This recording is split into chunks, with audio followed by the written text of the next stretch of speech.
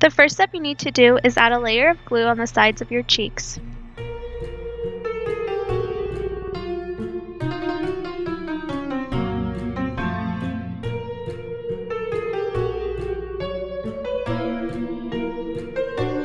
Apply cotton over the glue and create the shape you desire. Make sure you add glue over it so it stays in place. Next, you'll need to add some foundation.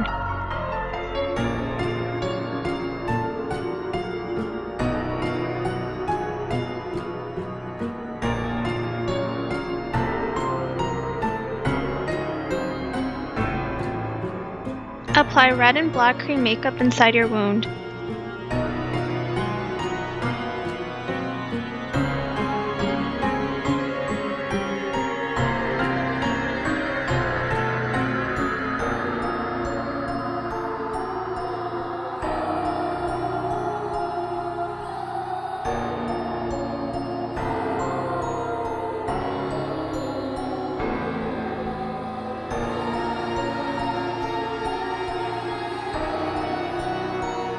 What gives it that realistic touch is adding blood. In this case, it's best if you use a makeup sponge and gently dab it around the wound.